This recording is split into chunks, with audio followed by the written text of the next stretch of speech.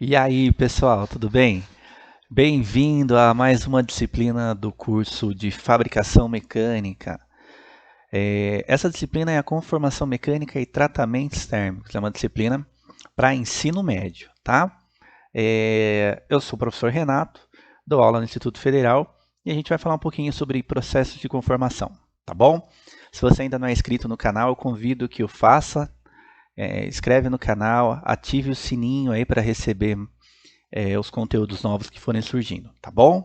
Então, vamos falar um pouquinho hoje de conformação mecânica, tá? Muito bem. Bom, a gente pode pensar a conformação mecânica como um grupo de processos de fabricação que envolve, de alguma forma, um esforço mecânico, tá?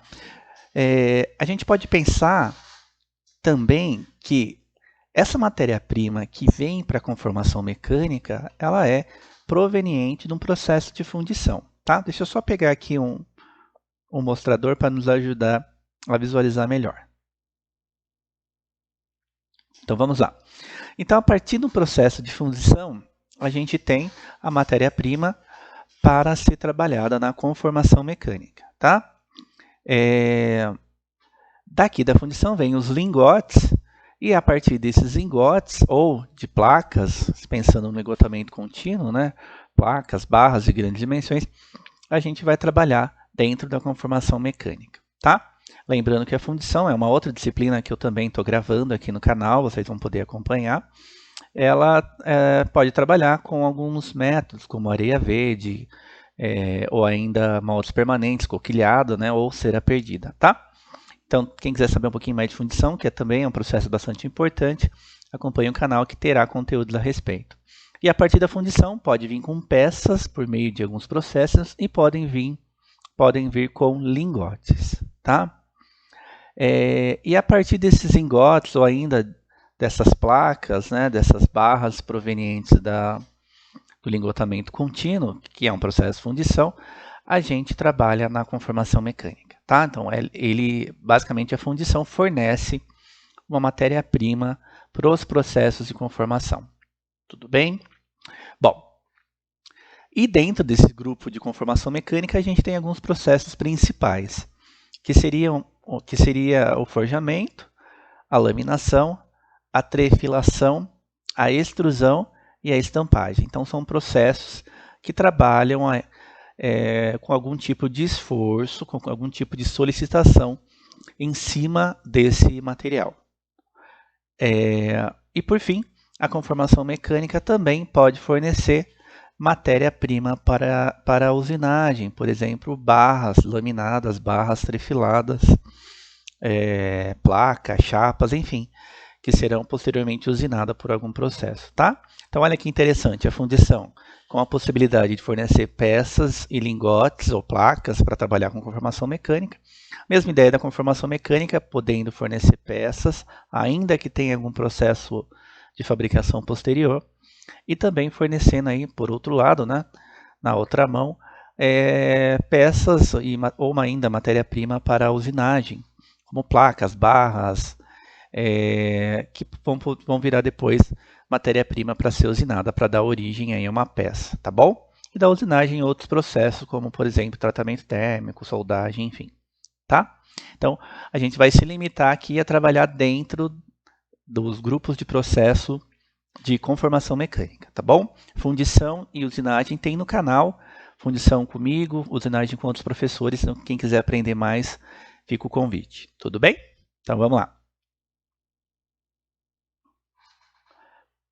Bom, então, dentro de um ambiente industrial, né, dentro de um processo fabril, qualquer processo que eu aplique um esforço mecânico, né, que eu tenho que executar algum esforço proveniente aí de máquinas, ou ainda até mesmo pensar aí numa conjuntura mais artesanal, né, da própria pessoa, ele vai se enquadrar dentro de um processo de conformação mecânica, tá?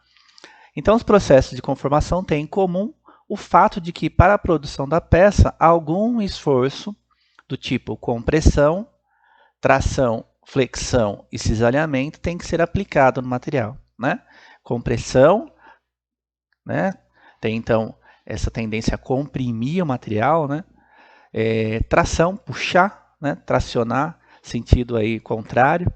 Flexão, pensando que o material tem 2 apoios, eu estou aplicando uma carga no meio.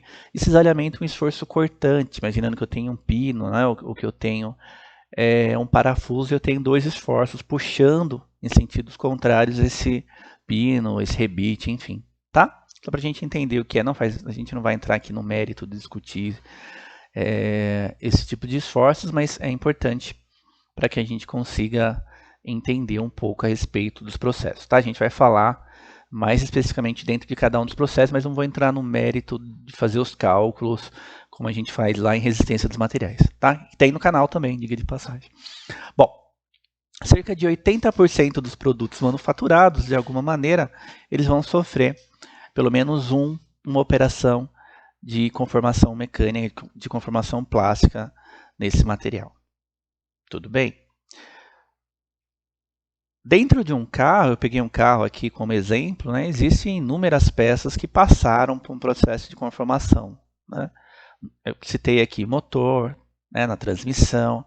Dentro do motor a gente tem lá o virabrequim, pistão, bielas, que foram fabricadas por algum processo de conformação, né, possivelmente forjamento, né?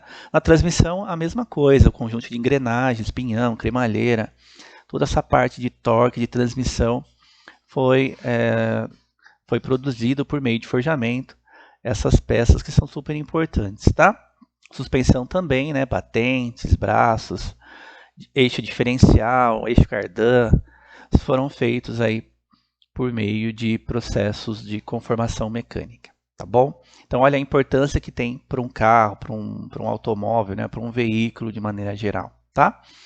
É importante destacar que não é só veículos também, dentro da nossa casa a gente tem, dentro da linha branca, né? Que se chama geladeira, fogão, máquina de lavar, toda essa chaparia, né, todos os componentes internos que envolve aí movimentação, tem peças que foram forjadas, peças que foram conformadas por extrusão, né, tem peças que foram trabalhadas em conformação mecânica, tá bom? Então tá bem presente no nosso dia a dia e às vezes a gente nem sabe, né? Ferramentas de maneira geral também, chave de fenda, chave de boca, então são inúmeros, né? Talheres passaram por algum processo de conformação. Tá bom, pessoal? Bom, para a gente começar a entrar nesse mundo da conformação mecânica, a gente tem que falar um pouquinho a respeito das características que os materiais têm, nesse caso metais, com relação ao seu comportamento mecânico, tá?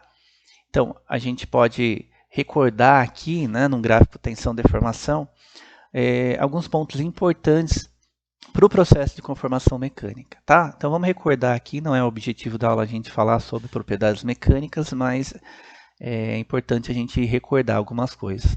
Então quando eu submeto meu material a um ensaio de tração, ele vai gerar para mim uma curva de tensão-deformação, tá?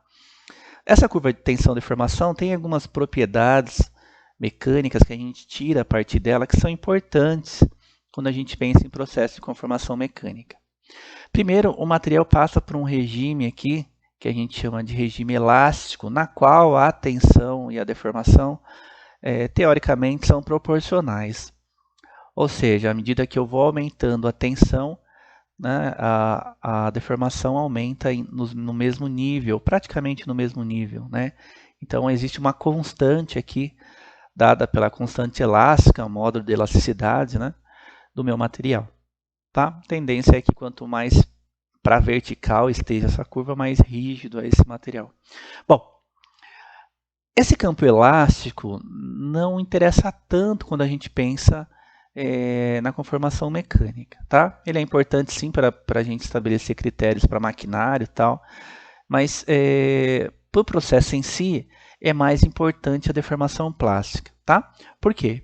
Porque no regime elástico, quando a gente tira essa carga que a gente está aplicando no material, ele tende a voltar à sua forma original ou quase original, né?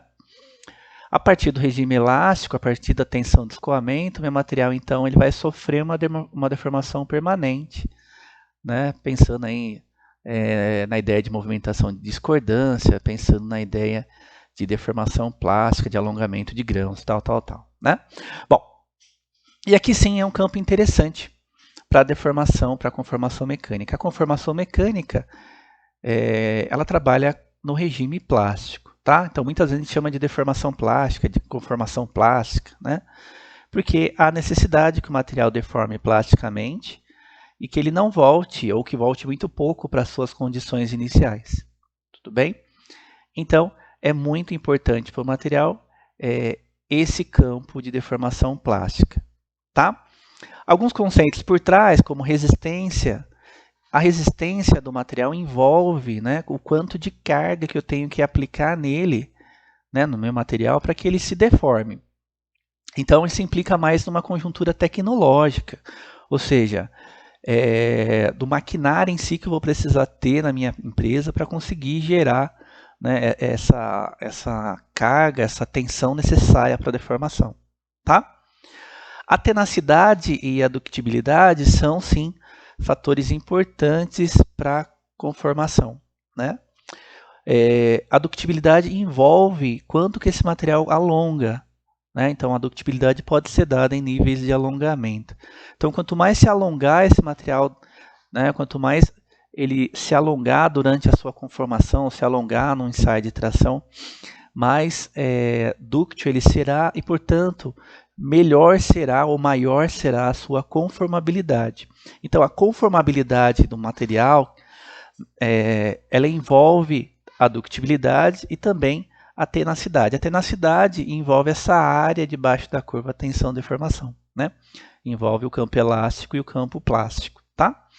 Então, quanto mais tenaz, quanto mais dúctil for esse material, portanto, quanto mais alongar esse material, né, e quanto maior for essa área, em teoria, mais conformável é esse material, ou maior a sua conformabilidade, tá?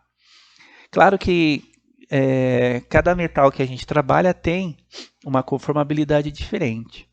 De maneira geral, os materiais que são mais dúcteis, pensando em aço, é aqueles que têm uma quantidade menor de cementita, ou ainda em outras palavras, uma quantidade menor de carbono. Tá? Então, se porventura esse material tem uma quantidade menor de carbono, ele se torna mais dúctil, mais teoricamente podendo ser mais tenaz, né, dependendo aí de alguns fatores, e portanto ele é mais conformável, tem maior conformabilidade. Tudo bem? Então, resumindo a história, né? Tanto a tensão de escoamento, a tensão limite de resistência são importantes para o processo em níveis tecnológicos para o maquinário em si, e esse alongamento e essa área debaixo da curva, que é a tenacidade e ductibilidade, ela é importante para o processo quando a gente pensa em conformabilidade, tá? Quanto mais se alongar esse material, mais dúctil ele é. A gente vai entender um pouquinho a importância disso mais para frente. Mas eu já posso adiantar que a ductibilidade vai permitir que eu aplique os maiores esforços no meu material e que ele deforma, que ele sofra uma deformação maior, tá? Então o material ser mais dúctil permite eu trabalhar aí com um número menor de passes, né? Posso trabalhar com passes com menos passes e com uma carga, uma taxa de deformação maior. Tudo bem? Bom, então eu vou falar aqui, vou citar os processos, a gente não vai entrar ainda nessa aula no mérito de discuti-los, e eu vou deixar na descrição aqui desse vídeo, aqui na parte de descrição embaixo do YouTube, alguns links do próprio YouTube de alguns processos, né, para vocês verem como que é, tá? Então, o forjamento, ele é um processo que vai envolver matriz inferior superior, na qual eu aplico uma força, né, uma tensão nessas matrizes, que tendem a comprimir, né, abre aspas, a achatar o meu material. Tá? Independente se a matriz é aberta ou fechada, se vai dar origem à peça ou não, a gente vai discutir isso um pouco mais para frente, isso é um forjamento. Tudo bem? Hoje feito por meio de maquinários, né? A gente vê aí algumas vezes em filme e tal, fazendo espada, faca, por meio artesanal, né? Marretando lá na bigorna e tal. Isso também é um forjamento, tá bom? Também é válido como um forjamento, apesar de ser aí um método mais artístico, mais artesanal de fabricação, tá? Muito bem. Outro processo bastante importante é a laminação, que tendem aí a formar placas, chapas, né, de material, tá? Eu esqueci de citar, mas o forjamento pode também produzir barras, placas, tá? Mas rotineiramente o mais comum é dar origem a uma peça, tudo bem? A laminação tende aí a dar origem mais a chapas, placas, tudo bem, pessoal? E para isso eu utilizo de rolos ou cilindros de laminação que vão aplicar um esforço nesse material, né? E um movimento aí também de rotacional que empurra, né? Que impulsiona esse material, essa placa para frente, tá? Então também importantíssimo para chapas, barras, acabei esquecendo, né? Trilhos, perfis também que é muito usado em engenharia civil, perfil H, perfil I, né? É feito também por processos de laminação, tá? Um processo que a gente vai discutir nas próximas aulas desse curso. Outro processo interessante, também bastante utilizado, é a trefilação, né? Então, o forjamento usa de matrizes, a laminação de cilindros ou rolos de laminação, né? E a trefilação ela vai usar uma ferramenta diferenciada que a gente chama de fieira, tá? Essa fieira, normalmente aí de metal duro, também a gente vai discutir um pouco mais para frente, né? Serve aí como um meio, né, de aplicar um esforço de compressão nessa minha barra, fazendo com que eu reduza essa seção, né, transversal da minha peça, tá? Bastante utilizado aí para barras de diâmetros relativamente pequenos, fios, arames, são produzidos por esse método, tá? Basicamente, então, eu puxo, né, por meio de uma máquina chamada trefila ou trefiladora, né? Eu puxo esse material e forço ele passar por uma redução num processo, numa fieira de alta resistência mecânica, de alta resistência ao desgaste. Tudo bem? Então, vamos falar também da trefilação, um processo clássico para obtenção de arames, fios e barras trefiladas, barras de menores dimensões. Outro processo, a extrusão, processo bastante comum para metais não ferrosos ou para metais ferrosos, mas um pouco mais limitado devido aos esforços. A gente vai discutir um pouquinho mais para frente, mas enfim, a extrusão, eu vou aplicar uma força e vou fazer com que essa barra, esse meu material, passe por uma matriz de extrusão, na qual há uma redução, né, dessa seção transversal ao longo aí dessa aplicação de força ao longo da pressão, né, da pressão aplicada no meu material, tá? Então eu empurro essa peça, aplico uma força e gero aí um outro perfil extrudado a partir dessas matrizes, tá? O produto pode ser uma barra, um perfil, um tubo. Talvez aí a aplicação mais comum seja para trabalho de alumínio, para esquadrias de alumínio, né, fazer perfil de extrusão. Tudo bem? Bastante usado também em construção civil, tá? Então a gente vai discutir também extrusão para metais ferrosos e não ferrosos principalmente, tá? Outro processo bastante comum, conformação de chapa. A gente também dá o nome de estampagem para isso, tá? A conformação de chapa envolve aí bastante processos, né? Só para não sair muito desse ambiente automobilístico, né? Um carro, toda a parte externa dele, né? Portas, capô, né?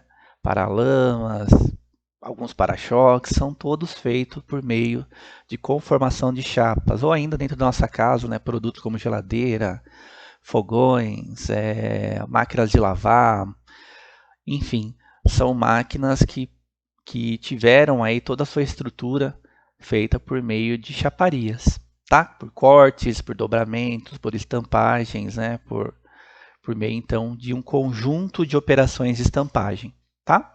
Então a gente vai também ver esse processo. Citei aqui arruelas, panelas, enfim. No cotidiano nosso, aí, pensei aqui rápido, né?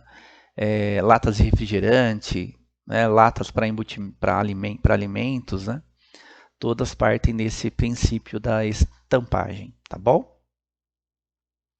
Aqui algumas peças conformadas, só para a gente ter ideia, um leque bastante grande de peças, né, que podem ser fabricadas por meio de processos de conformação mecânica, tá?